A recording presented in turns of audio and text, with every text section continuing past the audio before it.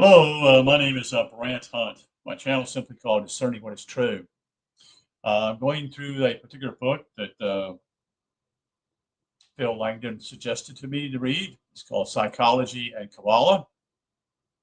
And I'm going to be reading a particular chapter tonight that is from called chapter 43 called Self.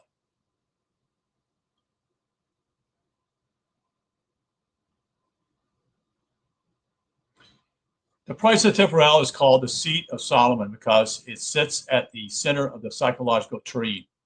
From here, it has access to every sephirah except Makub. It is also the focus of most of the paths and triads, occupying a point midway between the upper and lower faces of the tree.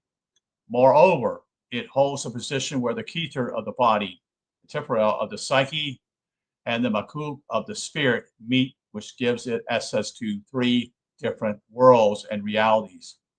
As such, the seat of Solomon is the place of the self, sometimes called the, quote, wise one, or watcher in the tower, end quote. Jung named it Philemon. The notion of the self is an ancient one. It is found in all esoteric traditions, although it has many forms. Among some primitive people, it is perceived as the ghostly companion who advises and sometimes intervenes in a person's life. Among the ancient Greeks, that is, got off tangent here a little bit. It was seen as one's dimension. Dalmatian, who oversaw fate and the Roman acknowledgement it has the hidden genius itself.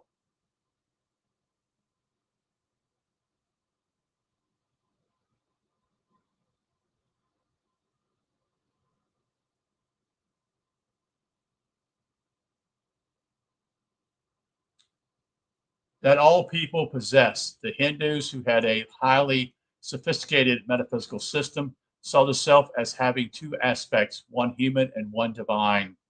This idea is also found among the Red Indians, who called the self the great man.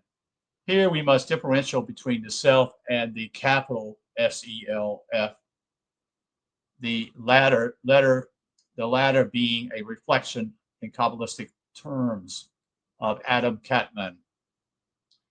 Jung's different from Freud in that he saw the self as quite a separate entity from the ego. The self was not under the control of any conscious process, nor could it be contained by ego. This is clearly seen when the position of the ego and the self are set on the tree. The ego at Yesod may be the foundation of the psyche, but it only has command over the triads that is in upon it, and these are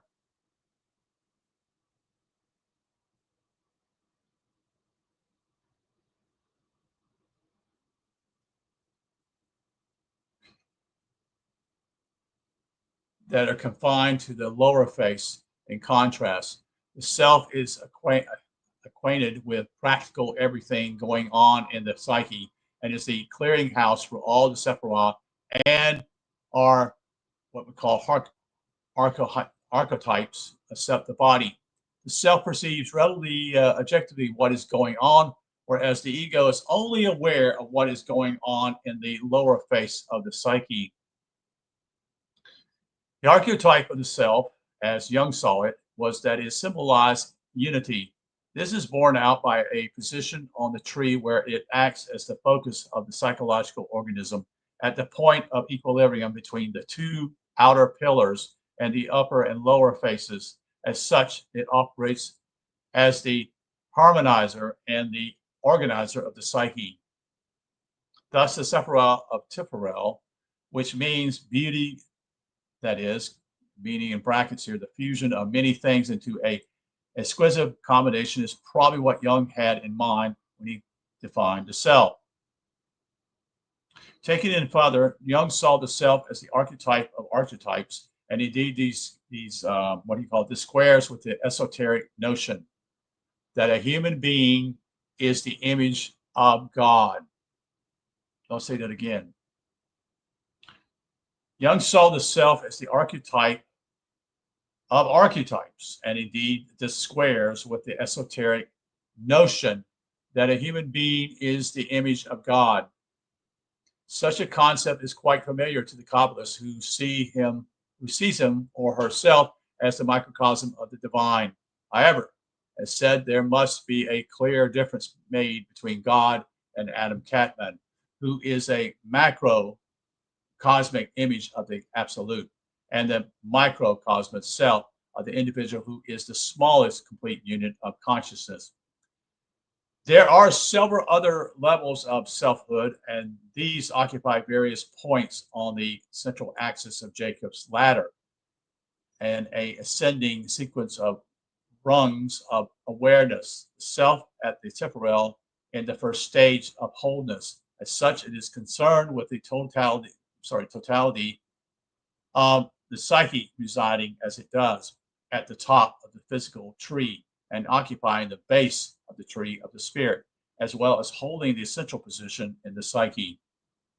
As a psychologist, that is, Jung was mainly concerned with the world of Yazara, which is the realm of formation. Thus, he saw the self operates, for example, through dreams.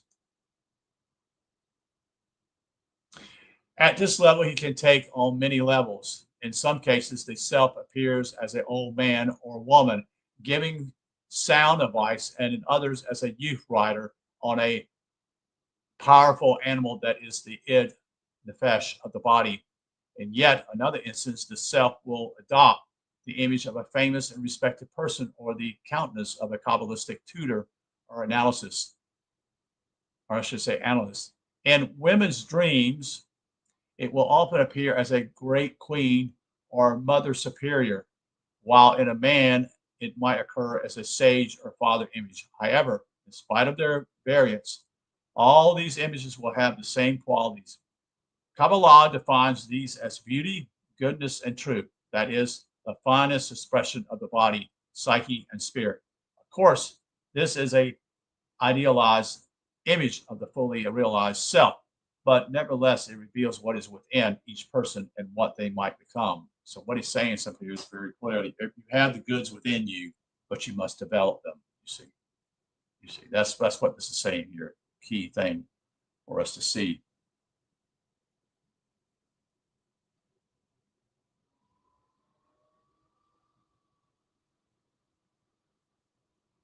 So figure 45, the self is simply this. The self is in the self in the individual is the meeting place of the three lower worlds in a person and the coordinator of the mind in the normal psyche. It can perceive from its central position everything going on as the inter-watcher. Its archetypes are King Solomon and the inter-teacher, while in projection, it is the wise relative or friend, tutor, or counselor. In analysis, it is a therapist who interprets for the patient what the unconscious is indicating. Apollo, the sun god, was an illuminating symbol of truth, goodness, and beauty. This is from Robert Flood, F-L-U-D-D, from the 17th century. Jung recognized that for most people, the self was hidden in the unconscious. Initially, it has little direct influence because the psyche is not sufficiently advanced to be aware that the self is a crucial factor in their lives. It is only occasionally when what Jungists called something, quote, odd, end quote, happens that it is apparent that something deeper than the normal ego reaction is guiding one. This might come in a dream of warning, like the man who dreamed he saw himself in his own car being driven by someone else. Here was a symbolic piece of advice that his life was no longer under his control. Or it might be quite a direct communication, such as the dreams said to have been had by some telling by some telling them not to sail on a doom liner Titanic. I'm sorry, Titanic. This is possible because the self has access to higher levels of time and space and knows the patterns of fate. The self working from the unconscious also has the power to manipulate. Like the id and superego idea, but for a quite different reason. It does not seek to satisfy an immediate, what we call immediately bodily appetite, or make the person comfortable, or make them conform to a collective view, but brings the individual to a realization of their true situation. This might be something quite personal, like like beginning or ending a relationship, or be related to a wider horizon, such as showing the individual what, in Kabbalistic language, they were quote called forth, created, formed, and made for, end quote. Jung saw this as acquiring selfhood, of knowing who one is and where one fits into the grand design of existence. This meant to him in so much perfection, which was the completed process of self-knowledge. Here's the start of self-realization, which is at the root of every spiritual discipline. Such a view must inevitably lead to what has been called the quote transpersonal, end quote, in Kabbalah and other esoteric orders. This is known as the Varida or cosmic dimension. The collective aspect of self is concerned with this level. As such, it relates to the upper part of the psyche and therefore to the lower face of the world of Araya. Here, the universal level of creation manifests in the various cosmic archetypes.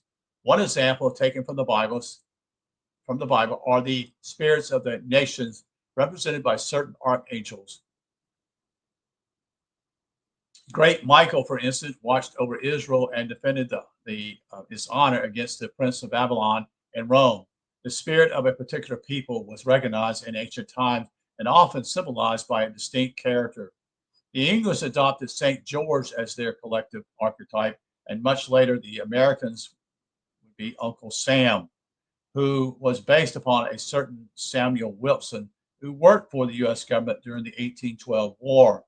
This lanky, tall, gray-haired wheeler dealer figure with his high hat caught the patriotic imagination of the people, and he became the United States equivalent to what we call John Bull, the English yeoman. France parallel in this revolutionary archetype of Maria Anne, that is, carrying the tricolors, while Japan has the image of the rising sun and India has the Oshaka wheel. These are all images of selfhood in nations. Britannia may no longer rule the waves, but she is still there in the mind of the British, especially if she is provoked to action, as in the Falkland Wars when a remote remnant of the empire was invaded. Returning, that is, to the level of the personal, the self is mainly concerned with the process of psychological maturity. It plays its part behind the scenes in the unconscious making, that is, of the individual increasingly aware of who he or she is. This is quite different from the super-ego idea of the side pillars. With their conventional response to reality, the self is not only at the center of the tree, but at the pivot of the triad of the soul that hovers between the lower face, which is involved with the body, and upper face, which is related to the transpersonal realm of the spirit. The soul is said to be the place where one's conduct is reviewed. Not it most be respected according to the criteria of the super-ego idea, triads of emotions and concepts, but in relation to the synthesis that occurs within the triad composed of the self and the wings of mercy and judgment, which generates the phenomenon of self-consciousness. Self-consciousness is that part of us which has the capacity to step back and look objectively at what we are thinking, feeling, and doing. It can, as the process of maturity, makes us more sensitive to subtle factors perceived with deep insight into our own psyches. It assesses a situation over the long term and advises on the moment if we care to listen to it. This art has to be acquired, as one's whole education and upbringing tends to train us to note only what the worldly, wise, or foolish ego suggests, according to the habitat, or sorry, not habitat, but habitual patterns. One teacher remarked, it is like regarding what the doorkeeper says. He only sees the obvious and does not know what is really going on. This becomes very apparent when the household of the psyche is very disturbed, for the ego cannot cope with anything outside its scope, although it may try. The self, like the master of the house, often has a way of dealing with crisis that the ego does not understand. For example, a stolen quote, no, sorry. For example, a sudden quote, spring clean, end quote, to clear out the mess of several decades of old habits can cause much confusion to the ego. A nervous breakdown is not always a bad thing. Sometimes some self-administrated psychological surgery can participate much suffering as the Kabbalah aspect of the soul lances a mental boil in order to clear out some pus in the consciousness, but it may be necessary before a fatal poisoning can occur. An example of this was William the Conqueror on his deathbed. He went through an agony of remorse about how cruel he had been. This brought him the possibility of redemption before the post-mortem process.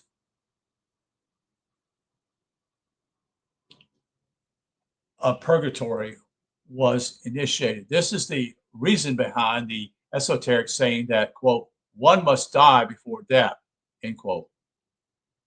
That is, face ourself in conscious.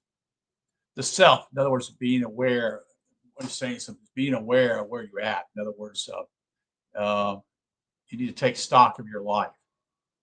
Say what, because you kind of go on a merry-go-round, you think everything's fine, and then something kind of gets your attention, and you realize, wait a minute, basically maybe simply you become very illy sick, and you realize you're not going to live long, and so you start taking stock of the way you live your life, and basically in some way trying to make recompense of that, make it right. The self, according to Jung and many spiritual traditions, is there to make what is unconscious conscious. This process shows in people who seek to develop themselves as profound changes of attitudes and in the realization that everything, including difficult times, are useful for inner growth. Crises become friends to people in touch with their selves, and dark times are reversed into periods of illumination as a deeper comprehension of their cause releases them from old patterns that have dominated life, perhaps since infancy. Thus, long forgotten and unseen influences in the psyche are revealed by insight and converted into continuous study, not only of one's own experience, but of all humanity, so that we recognize that all individuals are both unique and universal, that is, and universe in their journey towards self-realization as the atoms of Adam Catman. However, before we have any idea of what this might mean, we must examine the complex interaction that go on within the psyche so as to glimpse what the self has to administer.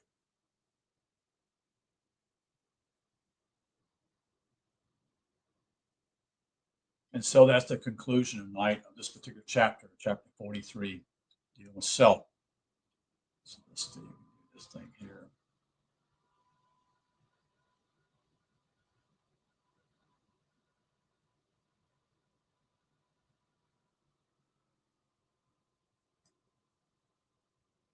So thank you for listening. Again, so this simply is a discussion between what I call the book called Psychology and Kabbalah. So appreciate you listening. I wish you a good night, and you take care.